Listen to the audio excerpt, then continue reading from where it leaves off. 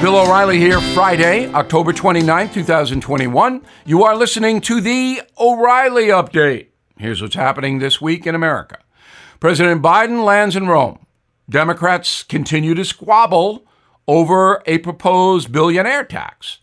New York's vaccine mandate begins tonight. Gas prices in San Francisco approaching an all-time high. Also ahead, listeners sound off. But first, the president arriving in Rome, first stop Vatican City, for a private audience with Pope Francis. The president then mingles with world leaders at the G20 summit. Items on the agenda include COVID, human rights, global warming.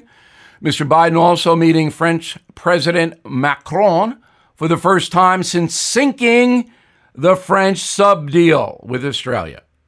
The president then jets to Scotland for another UN conference on climate change. Keep your eye on that Pope meeting, however. The abortion situation, very intense for Mr. Biden and for Pope Francis.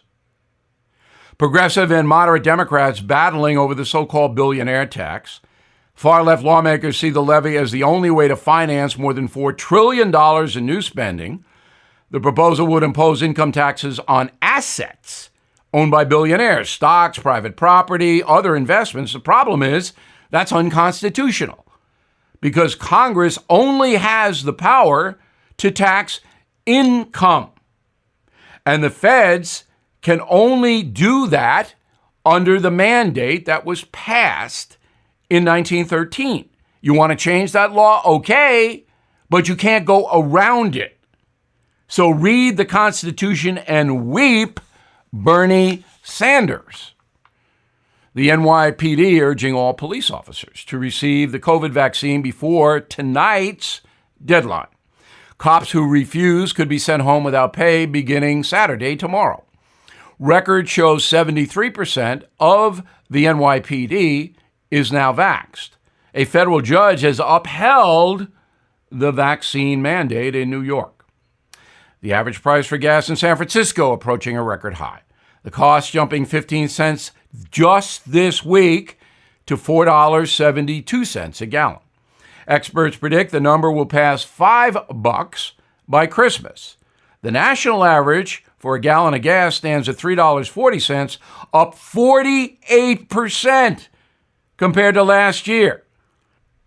In a moment, listeners have their say. Are you looking for your next investment? Bill O'Reilly here. There are 7 reasons to look at the Nria Real Estate Development Fund.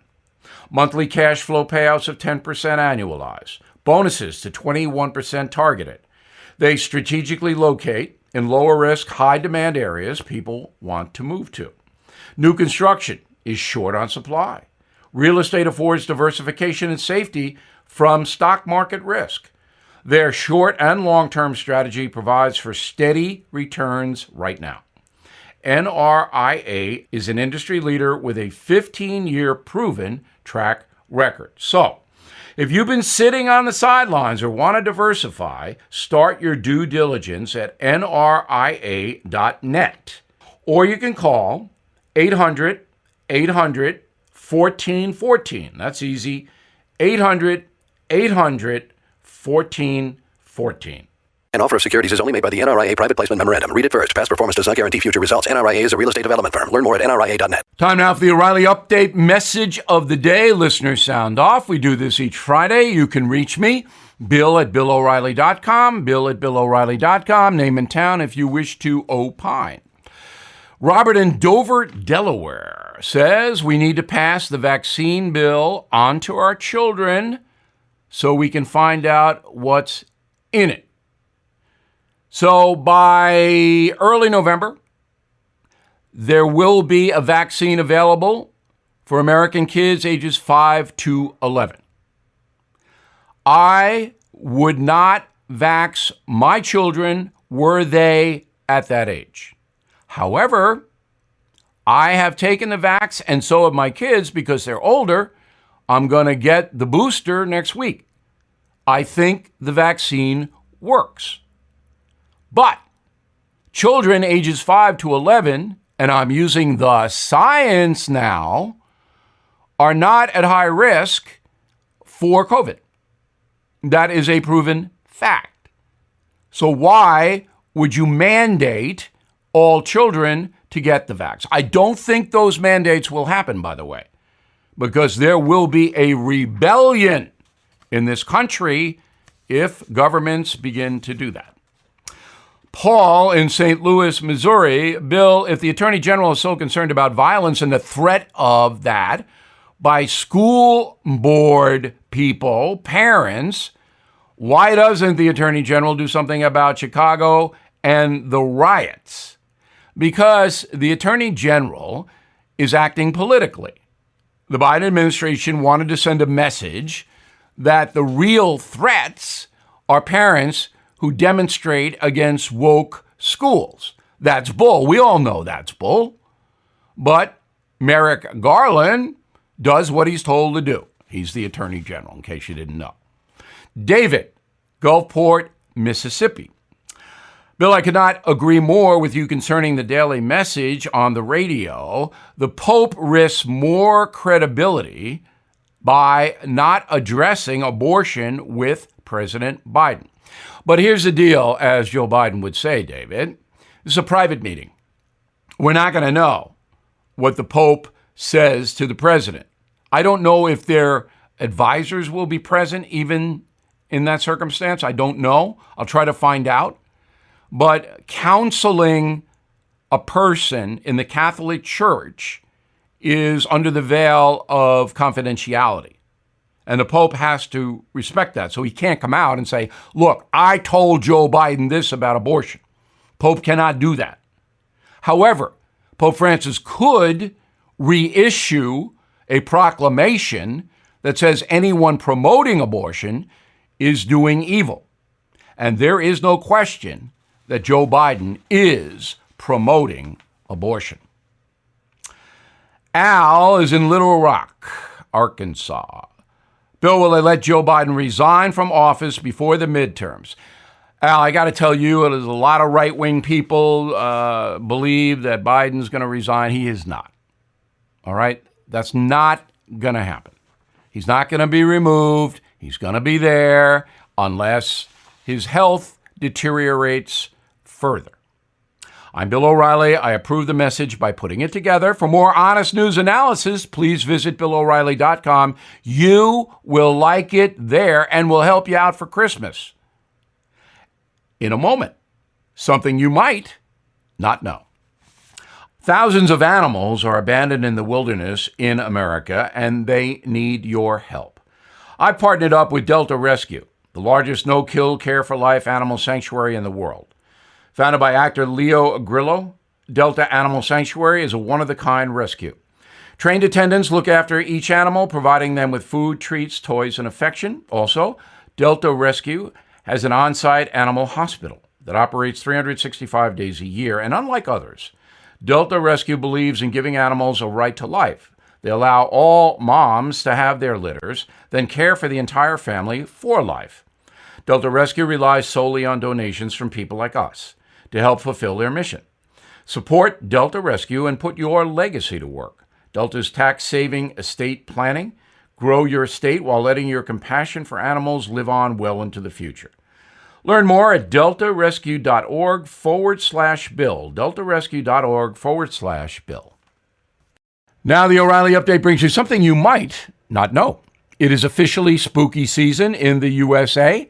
This week, more than 40 million young folks will suit up for trick-or-treating. Adults typically hand out 90 million pounds of candy on Halloween, making dentists very happy. But the occasion wasn't always the family-friendly sugar rush it is today. The origins of the celebration go back more than 2,000 years. It all started in Ireland. The Celtic celebration of Samhain closed out the harvest season. Communities built bonfires to ward off the spirits. They also sacrificed animals and wore costumes. It was the biggest night of the year in Erie, but it still wasn't Halloween. We can thank the Catholic Church for that. During the 8th century, Pope Gregory III designated November 1st as a day to honor saints, calling it All Saints' Day. The night before, All Hallows' Eve. Hallows meaning a holy person. Fast forward to the 15th century. English and Irish folks wore costumes going door to door to collect spice-filled soul cakes. By the 18th century, All Hallows' Eve was known informally as Halloween. In the late 1800s, the day made landfall in America due to the influx of Irish immigrants. Today, Halloween is the most commercially profitable holiday after Christmas. And here's something else you might not know. The Irish immigrants also brought a few folktales, including one about a farmer named Jack, cursed by the devil. Jack was condemned to purgatory with only a lump of burning coal. The tale goes that Jack put that lump of coal in a lantern made from a turnip.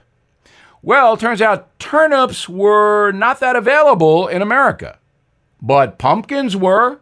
To this day, we carve them up, drop a candle inside. Some say it keeps Jack-o'-lantern away. Back after this.